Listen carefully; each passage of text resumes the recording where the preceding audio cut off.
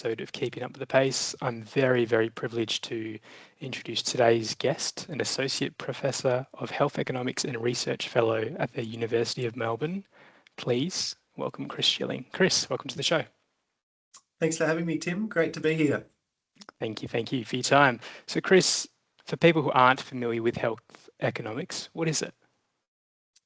Yeah, well, I'll start with what economics is. And economics, sometimes it gets confused as to thinking it's just all about money, dollars and cents. And actually it's not. Economics is the study of how we allocate scarce resources to try and generate the best outcomes for individuals, for businesses and for society. So things like, well, how do we make decisions about what we eat each day, and where do we live, and how many hours of the week do we work? We've only got 24 hours in the day, so how do we allocate them out to try and have kind of the best lives that we can? And so economics is really the study of decision making, both for individuals as well as for businesses, whether or not on how businesses decide what to produce, how much to sell, and at what price to put on. And so all of these decisions, economics kind of puts principles and methods around to try and think and consider and kind of analyse in a logical way. So when we move to health economics, really health economics is applying those economic principles and theories and methods to the study of the healthcare sector. And it turns out that the healthcare sector is a really fascinating one. Because it's got a whole range of nuances and interesting features that make it kind of really unique. But in essence, health economics is trying to really help us understand, well, what are the costs and benefits of treatments? How should we set up our healthcare system? Should we invest in a new hospital, or perhaps we need more primary care GP clinics? Or what drugs should we make freely available to the population? These are the things that health economics helps with. And is there a magical formula that helps you to make these decisions as a health economist? Cost to expense valuation? What's the formula? How do you figure it out? Yeah, so health economics is a broad discipline, but one of the key things that we use is what we call economic evaluation, and that's where we essentially do a trade-off between the incremental costs of a new intervention or treatment versus the incremental benefits of that new treatment. And we try and do that in a really consistent manner. I've had people explain health economics really as a quantification of ethics, because what we're trying to do is to make really fair and balanced decisions. And so that means that we do really independently take a look at every new intervention or new device that might come out and say, well, what's the value argument here? Does that stack up? Is what we've got to pay for it, does that deliver enough health outcome? Because we don't have an endless supply of funding. We don't have an endless supply of GPs and nurses and surgeons. And so we've got to make the best use of them to get the best population health outcomes that we can. And so, yeah, health economics uses economic evaluation as one of those methods to help with that. And what are some of the challenges? I mean, you briefly touched on them, Chris, but what are some of the challenges from a health landscape that we're experiencing currently? Yeah, it's an interesting time. We've obviously got a growing population, and we've got an ageing population, and our ageing population is living with more and more chronic diseases and comorbidities. And so on what we'd call as health economists the demand side, the demand for health services is really increasing rapidly because of all of that that extra complexity, that extra population growth, and that extra ageing. And so that means we do need more and more services. However, the interesting thing from an Australian perspective is when we look at our healthcare system across the world, and actually the OECD's just released its Health at a Glance report just last week, it actually shows Australia's got relatively huge amounts of doctors and nurses and hospital facilities, etc., per capita.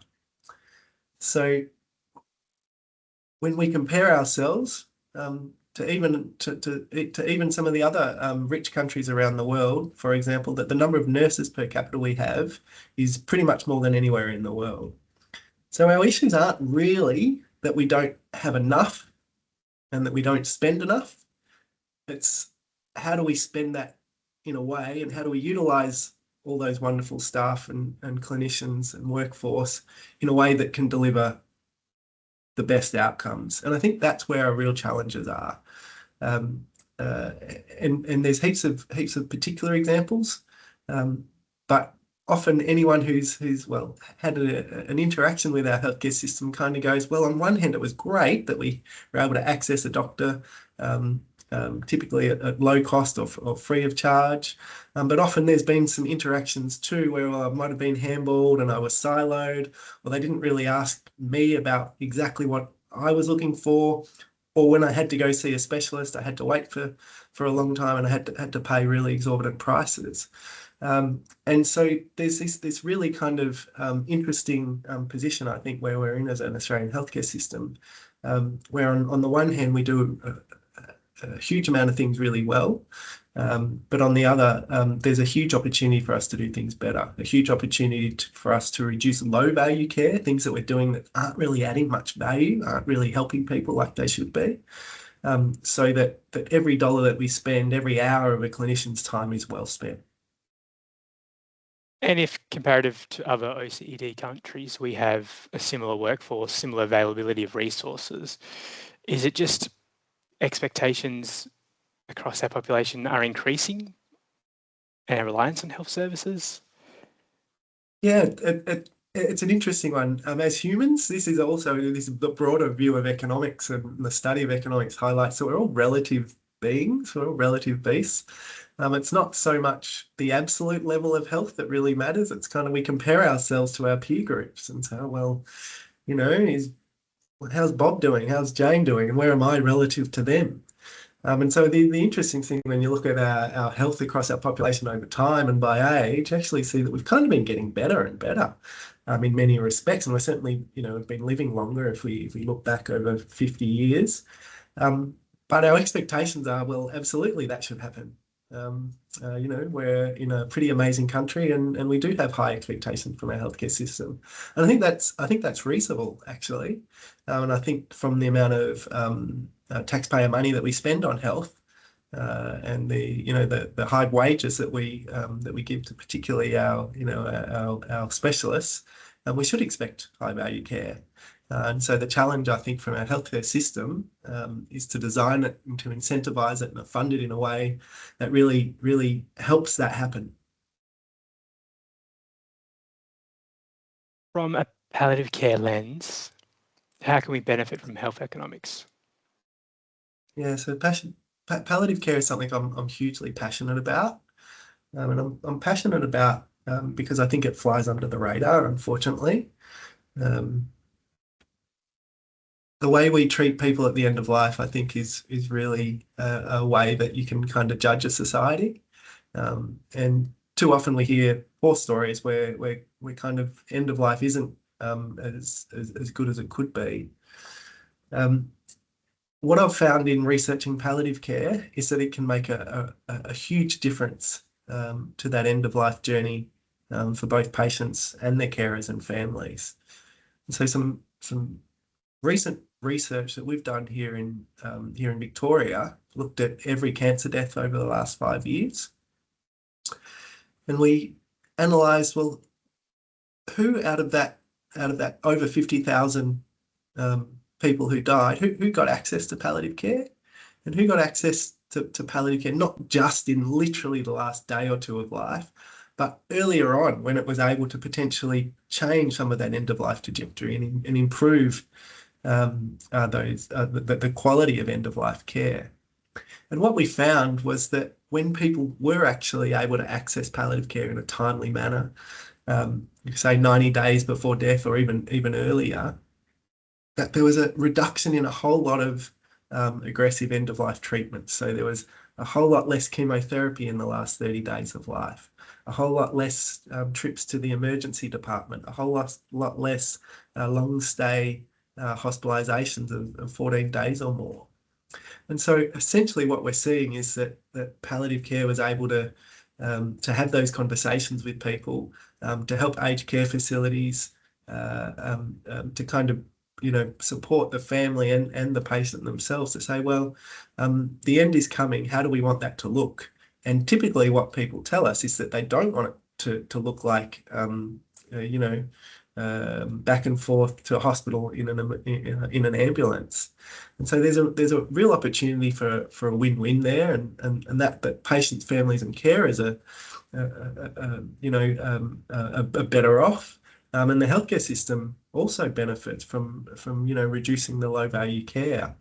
And so to answer your question, well, what can health economics, what does health economics kind of do for palliative care? I think it can help to advocate for palliative care. Our research is showing that actually there's a really strong health economic argument for palliative care. And it's, again, something that's probably flies under the radar a little bit. Often it can be the case that people think, oh, palliative care, it's just, some care literally in the last 24 or 48 hours of life, and there's no way that that's going to have an economic argument. But our analysis shows that it really does.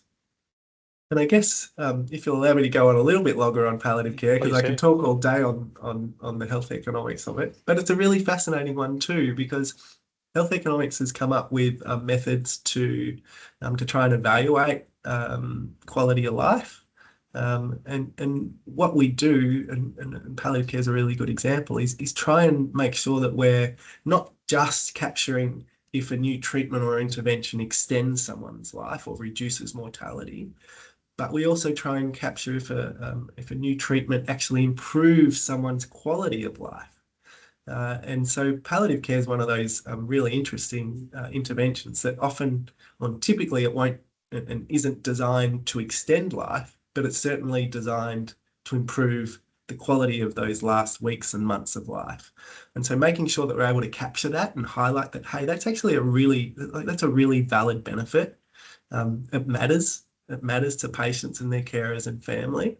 And so we're able to use our methods, our economic evaluation methods, to highlight that, yeah, there really is a positive outcome from palliative care, and highlight that benefit relative to the cost of providing it. It's creating true person-centered care. And I read a report recently, I think it's from QUT, but there was a cost benefit or a cost reduction from unnecessary hospital admissions and the delivery of futile treatments to people who are on a palliative pathway anyway. And I will link that in the show notes to people that are watching and listening to this now. I want to ask about the newly released Support at Home program and the increased funding that's available to someone who is in the terminal phase of their disease progression. What are your thoughts on that, Chris?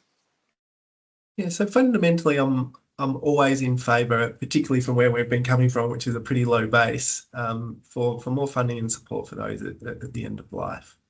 I'm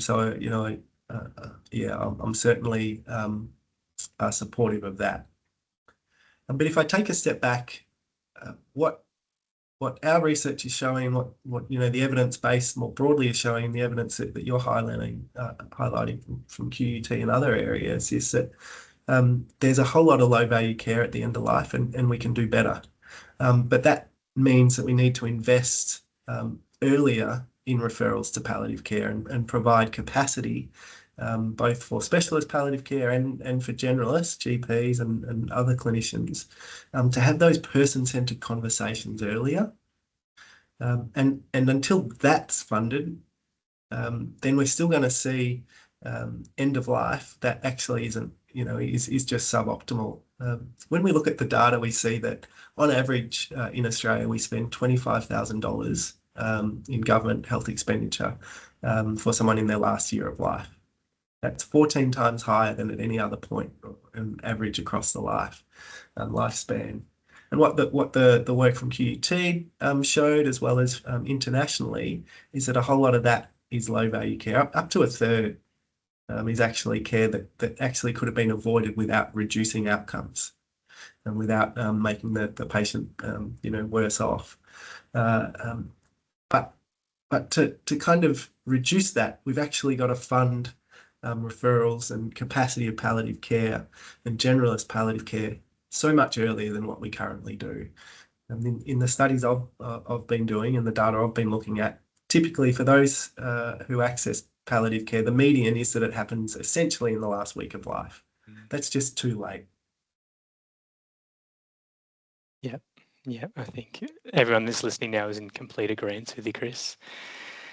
And the increased funding for end-of-life care in someone's home, you're for it? You think it's going to be advantageous? It's going to be person-centered? Do you think it's enough? I started by our conversation by saying actually we spend a whole lot in Australia on healthcare, and that that really the problem wasn't so much the quantum, but making sure we get good value out of it. And so while for our particular areas, we'd always like more funding, and I really understand that, particularly on strained services, and I talk to them regularly. There's also an onus on us to make sure we get good value out of that dollar. Because more broadly across the board, our spending on healthcare is high, and so I guess that would be my balanced answer. I want to ask about access. We're a huge country. A lot of us live in remote and regional areas, and there just isn't the availability of service. How do we create a more equitable health system? Yeah, it's a huge challenge. I myself grew up in rural Victoria, in a town or on a farm outside a town of 600 people, with a tiny little hospital, and ambulance run by I think the local high school teacher. So I really understand it, and from a health economics perspective, what we see is that there's not just an efficiency angle that we push with our healthcare system, but there's an equity one as well. And so it's imperative that government intervenes to make sure that that people in the regional and rural areas also have appropriate access to care. Technology is helping, yeah. So I think the ability now for us to leverage things like telehealth is a really positive step forward, and something positive to come out of the pandemic. Because that can help to reduce the costs of providing access more broadly. And that's really the trade-off that policymakers face. Absolutely, there's equity considerations. We want to make sure that everyone in Australia has equal access, but that's really difficult. And it's really costly to do to regional and rural areas. And so trying to make sure that we're able to leverage technology, to use structures and systems that kind of don't overlap services, but provide coverage. And I think there's some examples of that working really well, and then there's some examples where kind of there's instances of kind of ad hoc and unplanned service delivery that probably isn't delivering good value for money, and not delivering on the equity outcomes that we're hoping for. Do you foresee there being a much greater investment in artificial intelligence and new technological devices to improve access and to save on costs and expenditure? I do. I'm pretty bullish on technology, including AI and its ability to deal with the issues that we've been, or to help with some of the issues we've been talking about today, and that's efficiency, delivering better value for the value and outcomes for what we spend, as well as delivering more access and equity. There's an opportunity to really, in my view, to harness it. And I know the listeners out there, there's probably some across the diffusion curve that are probably thinking, oh, I'm not really up for that. There's some who are probably jumping right ahead and wanting AI doctors to be seeing them tomorrow. But fundamentally, across history, productivity enhancements have come from these types of innovations, and I see that coming in the future. And I think it'll be good for our healthcare system and good for patients and their families. I was just thinking, Chris, the last time I saw a doctor, our consult, he used AI in the background to record notes, and I don't think it the consultation was as good as it was going to be, but at least they were able to give me their undivided attention because they weren't focused on trying to write down what I was saying and capture all that information on the spot. So I guess even if that's on a very small scale, but it was beneficial and probably saved them a lot of time as well. Exactly. And look, I don't have the citation on me, but I'll chase it up for you. But I went to a presentation by one of the chief information officers of, I think it was the CSIRO, and they gave a fascinating talk where they said, probably 2 or 3 years ago, the idea was, oh, well, look, you don't want AI to replace doctors. We'd never want, AI to replace clinicians, but what you want is them to complement. And they gave some stats and some studies that had shown that had been working. But then they showed the latest evidence coming out of the States and admittedly for diagnostic type tasks. They compared AI with humans to then AI or humans plus AI. And what they found in terms of the kind of the accuracy of the diagnostics, that the human clinicians were somewhere around high 60s, 70%. AI was above 90%.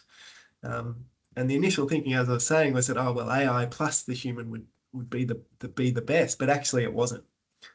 Because there's that real human element of kind of still wanting to control that diagnostic.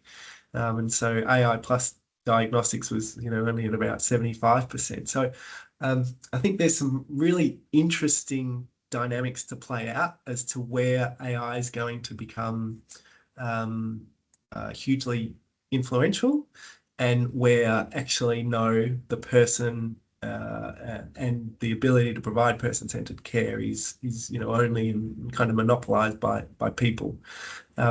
But fundamentally, my view is that there's going to be some great transformations going to improve our healthcare system. What's the impact of governmental changes? Beg your pardon, sorry. What's the impact of governmental changes? Are there any in particular that you're talking about, or when you move from a liberal government to a Labor government and vice versa? Okay. When there's broad changes across our leadership, does it stymie progression? Do you see accelerated progression in their first 4 years or the first couple of years of their 4-year term? What do you see? It's a good question, and to be honest, I'm not 100% sure.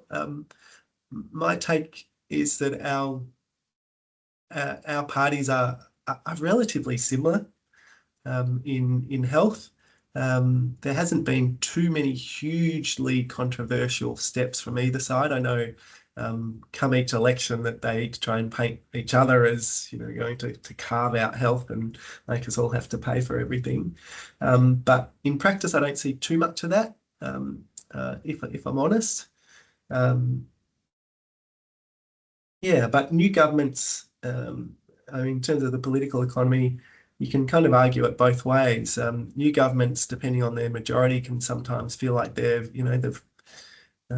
ready to go and are really keen to kind of take big steps forward and make revolutionary change. Others like to do that in kind of a second or third term. I might argue that our current federal government's probably pretty moderate in its ambitions, so it's pretty steady as she goes. And I would have expected the opposition to kind of be similar. So yeah, there are always some changes at the margins, but I don't see huge changes or huge differences between them. Looking forward in the next 10 to 15 years, what do you expect to be different across the landscape? Well, that's a great question. Well, we know that on the demand side, that's not slowing down. So we know that our population continues to grow. We continue to be a more elderly population, and there are that elderly population living with more and more chronic disease, and some particularly, wicked diseases like our dementias and cancers. So I don't think on the demand side that things are slowing down at all. And that means from a health sector perspective, we've got to continue to evolve and improve. I don't think we're going to be able to recruit and train and grow our staff mix anywhere near the level that we'd need to provide the level of care that we'd want. And that means then that we have to improve our models of care. We have to do more and do better with our finite staff numbers and with our finite budgets. And I'm bullish about that because I see really strong areas where that happens. But there's variation across our healthcare system. And so perhaps this is moving from what we might see to what I'd hope to see. What I'd hope to see is that some of that variation is reduced, that we kind of are able to kind of move towards that high value care across the board. And I think what palliative care shows us is that what really drives that is, again, putting patient at the centre and really listening to them and literally just talking to them and asking them, hey, what matters to you? And I know it sounds really, really simple, but too often it gets overlooked, and it means that actually the treatment pathway and their outcomes can be suboptimal. For a clinician at the bedside, Chris, what do you wish they understood about health economics? That's another great question. I guess my first reflection is my expectation isn't that clinicians are all over the health economics, right? They've got enough on their plate trying to deal with really complex patients and deliver them the, really high value care and patient-centered care. And so I really acknowledge that, and really it's my job and the policymakers' job to set up the system so that they can do that in a way that's really cost effective and delivering high value for the resources that we've got. I guess the only point I'd make, but I see this all the time, and my wife's a nurse and she comes home every day with great new ideas, where that focus is on value and reducing waste, because the clinicians themselves see it every day and know best where things are working and where they're not. And so I'd just really encourage them to continue to do that and to take a leadership role in reducing waste and improving high value care. And what's something in health economics that you think deserves much more public attention than it receives?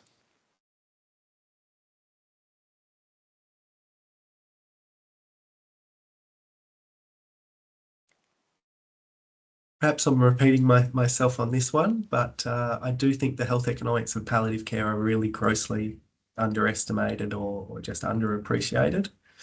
And so the idea that health economics can and does value quality of life as well as length of life is really important. And we're slowly getting better at also measuring impact on carers and family as well. And so when you add those things together, you see that an area like palliative care can have huge impact on outcomes when you consider those broader outcomes, not just mortality. And so that's something that is a story that I think needs to be continued to be told and told to decision makers. Chris Schilling, thank you so much for your time. Thanks very much, Tim. It's been great to chat. All right, stop recording.